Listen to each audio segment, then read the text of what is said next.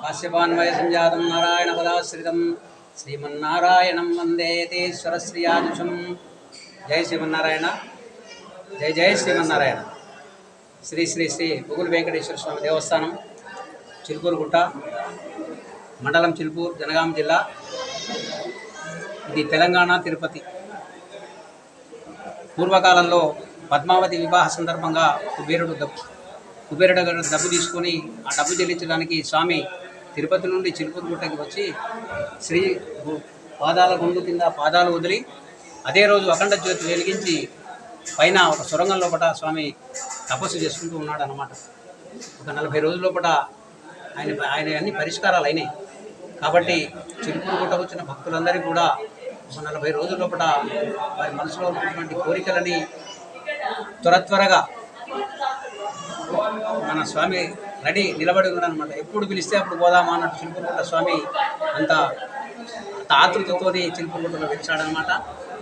తర్వాత ఇక్కడ ప్రతి మంగళవారం కూడా తిరుపతిలో ఎలాగైతే అష్టదళ పాద పద్మారాధన సేవ జరుగుతుందో అదే ప్రతి మంగళవారం 10 గంటలకి ఇక్కడ స్వామివారి సన్నిధానంలో స్వామివారి పాదాల దగ్గర బంగారు పుష్పాలతోని అష్టదళ పాద పద్మారాధన సేవ జరుగుతుంది।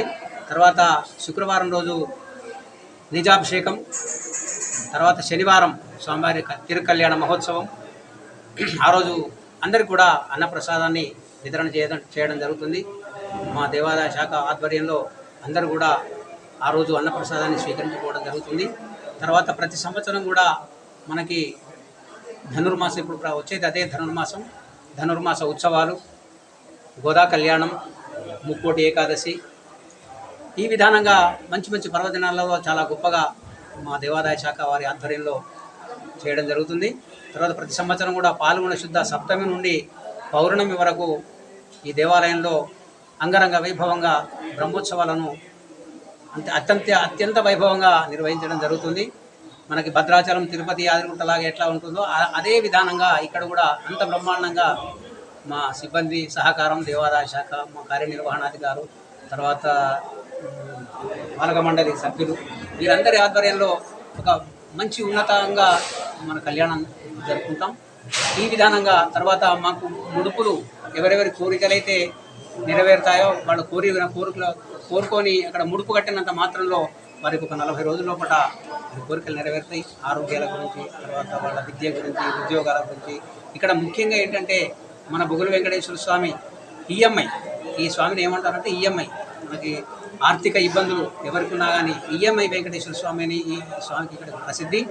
మనకి చిలుకూరులోనేమో ఆయనది వీసా వెంకటేశ్వర స్వామి అంటారు, కానీ ఇక్కడ మాత్రం ఈఎంఐ।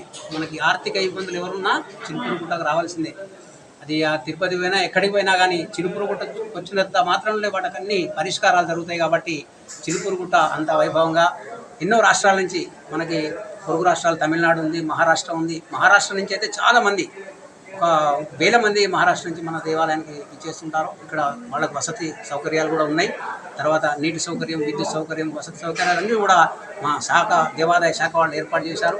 కాబట్టి ప్రతి భక్తులు కూడా ఈరోజు ఒక అత్యంత వైభవంగా ఒక మంచి ముఖ్య కార్యక్రమం ఏంటంటే ధన్వంతరి మూలమంత్రము, సుదర్శన మూలమంత్ర హోమాన్ని మన రాష్ట్ర అభివృద్ధి గురించి, మన తెలంగాణ రాష్ట్ర అభివృద్ధి గురించి, మన విజయోత్సవ విజయోత్సవాల్లో భాగంగా ఆలయాన్నంతా విద్యుత్ దీపాలంకరణ, తర్వాత స్వామివారి పుష్పాలంకరణ, ఈ విధానంగా మంచి భక్తులతోని ఈ విధానంగా ఆహ్వానం జరిగింది. కాబట్టి మన రాష్ట్ర దినదిన అభివృద్ధి జరగడానికి కూడా మనం శాయశక్తులు పనిచేసి అందరం కూడా సకల సౌభాగ్యాలతోని వర్ధిల్లాలని చెప్పి మన భగవంతుని వేడుకున్నాం. చిరుపూర్వాస గోవింద, గురు వెంకటేశ్వర గోవింద, నీలమేఘ శ్యామ గోవింద, సంకటహరణ గోవింద, వెంకటరమణ గోవింద. జై శ్రీమన్నారాయణ, జై శ్రీమన్నారాయణ.